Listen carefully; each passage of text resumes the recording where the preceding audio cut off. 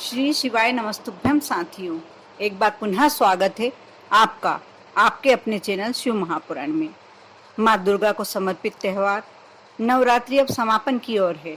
नवरात्रि में माँ दुर्गा के अलग अलग 9 स्वरूपों की विधि विधान से पूजन की जाती है। 13 अक्टूबर को नवरात्रि का 8वां दिन है। नवरात्रि के 8वें दिन माँ महागौरी की पूजन की जाती है। माता का रंग अत्यंत गोरा है, इसलिए इन्हें माँ गौरी के नाम से बुलाते हैं। शास्त्रों के अनुसार माँ गौरी ने कठिन तप करके गौरवर्ण प्राप्त किया था और ऐसा है कि माँ गौरी भक्तों पर अपनी कृपा बरसाती है, इनके बिगड़े कामों को पूरा करती है, इनकी जीवन में जो समस्याएं हैं वह सब हमेशा दूर करने का प्रयास करती हैं। माँ गौरी की यदि आप विधि विधान से पूजन करते हैं, अर्चना करते हैं और ऐसे कुछ छोटे छोटे से उपाय हैं जो अष्टमी के दिन आप करते हैं, तो आपके जीवन की धन संबंधी समस्या, स्वास्थ्य संबंधी समस्या सभी दूर हो जाती है। आप भी जानिए कि दुर्गा अष्टमी पर लक्ष्मी के और माँ गौरी की पूजन कैसे करें, कौन सा पुष्प चढ़ाएं और रंग कौन सा उन्हें प्रिय है, मंत्र कौन सा उन्हें प्रिय है, ऐसा जानिए। और साथ ही ऐसे कुछ छोटे छोटे उपाय मैं आपके साथ शेयर कर रही हूँ, जिन्हें करने से आपके जीवन में जरूर उल्लास आ जाएगा, लक्ष्मी माँ की कृपा हो जाएगी। आप अवश्य ध्यान से सुने, पूरा वीडियो शुरू से अंत तक देखें। शास्त्रों के अनुसार माँ गौरी दाम्पत्य प्रेम की देवी है। माता माँ गौरी की पूजन करते समय पीले या सफेद वस्त्र धारण करना चाहिए।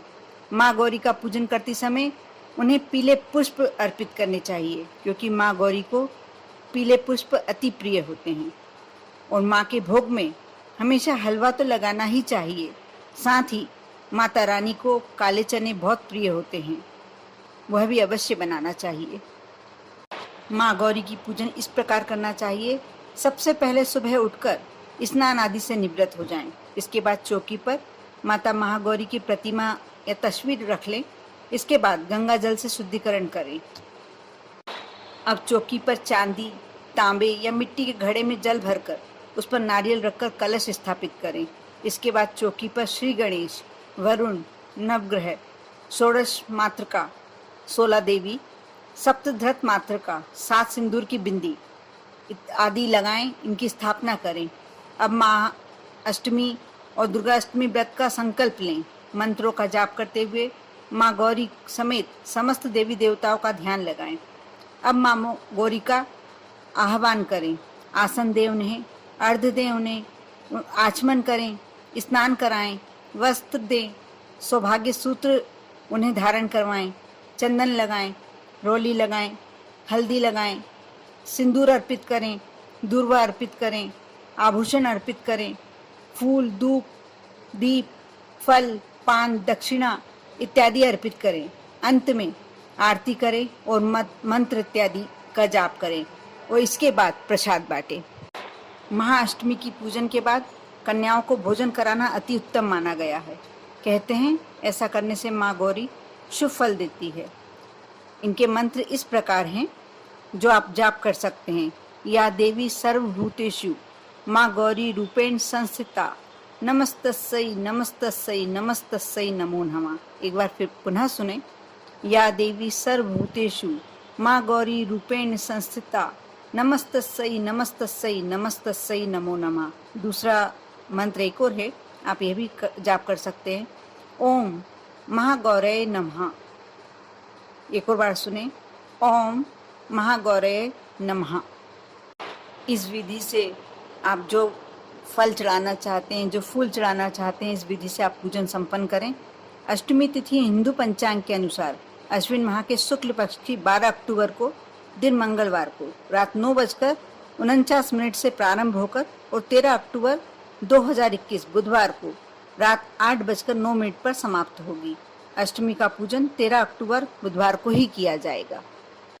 अब मैं आपके साथ वह उपाय शेयर करने जा रही हूँ जो अष्टमी के दिन करने से आप लक्ष्मी संबंधी समस्याएं या आपके घर कोई बीमारी संबंधी समस्याएं चल रही हैं तो आप उनसे मुक्ति पा सकते हैं। नवरात्रि के 8वें दिन माता रानी को नारियल का भोग अवश्य लगाना चाहिए। इससे संतान संबंधी परेशानियों से छुटकारा मिलता है।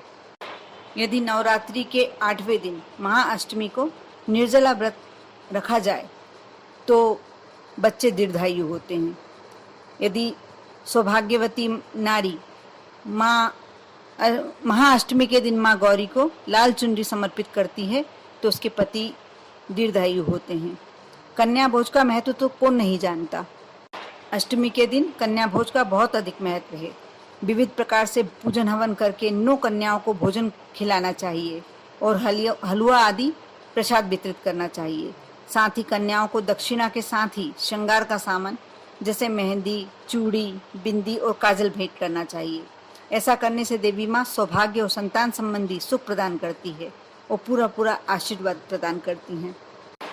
इस दिन संधि पूजन का भी बहुत अधिक महत्व है। संधि पूजन का मतलब ये होता है कि देवी दुर्गा को पशु बलि चढ़ाई जाने की परंपरा जो पहले थी अब तो बंद हो गई है। उसकी जगह भूरा कद्दू या लौकी को काटा जाता है। कई जगह पर केला, कद्दू और ककड़ी जैसे फल व सब्जी की बलि चढ़ाई जाती है। इससे माता गौरी को और साथ ही माता सिद्धिदात्री को भी अधिक प्रसन्नता होती है। साथ ही इसके साथ ही कहीं कहीं 108 दीपक का भी बहुत ज़्यादा महत्व होता है। इस दिन संधि काल में 108 दीपक जलाने से जीवन में छाया अंधियारा मिट जाता है और सभी तरह के सुख आपके जीवन में आ जाते हैं। अब मैं जो उपाय बताने जा रही हूँ बहुत छोटा सा, बहुत सरल सा, लेकिन लक्ष्मी के लिए बहुत ही ज़्यादा प्रभावकारी उपाय है ये पीपल के पत्ते का। अष्टमी के दिन पीपल के 11 पत्ते ले लें, उन पत्तों पर राम नाम लिख लें और पत्तों की माला बनाकर हनुमान जी को पहना दें। इससे सभी प्रकार की परेशानियां, खास तौर पर लक्ष्मी संबंधी परेशानियां बिल्कुल समाप्त हो जाती हैं और आपका पूरा वर्ष बहुत ही अच्छा बीतता है। अब एक और उपाय धन समृद्धि के लिए बता रही हूँ। कहते हैं स्थिर लक्ष्मी प्राप्ति के लिए पान में गुलाब की 7 पंखुड़ियाँ रखकर माँ दुर्गा को समर्पित करें तो आपको किसी भी प्रकार की धन संपत्ति की कमी नहीं होती। मनोकामना पूर्ति के लिए भी एक उपाय है, बहुत छोटा सा। नवरात्रि में माँ दुर्गा की आराधना के लिए लाल रंग के कंबल पर बैठना बहुत शुभ माना जाता है। इससे कहते हैं कि सिर्फ लाल रंग के कंबल पे आपको बैठना है और इससे सारी मनोकामनाएं आपकी पूर्ण हो जाती हैं। यह उपाय बहुत छोटे छोटे हैं और अधिकतर देखा जाता है कि हम ये करते ही हैं, बस ये है थोड़ी जानकारी के अभाव में यह उपाय हमारे खास फल नहीं दे पाते हैं। आप भी यदि कुछ कष्टों से गुजर रहे हैं और लक्ष्मी की कमी पड़ रही हो तो आप यह उपाय अवश्य करें। माँ गौरी की पूजन के समय अष्टमी के दिन आप इस नवरात्रि पर यह पूजन करके अवश्य देखें, ये उपाय अवश्य करके देखें। आप देखना आपके जीवन में जो कठिनाइयाँ चल रही हैं, जो परेशानियाँ चल रही हैं, वह स्वतः ही समाप्त हो जाएंगी और लक्ष्मी का आगमन बढ़ जाएगा आप पर और आपके पूरे परिवार पर। माँ गौरी की कृपा यूं ही बनी रहे। ओम नमः शिवाय।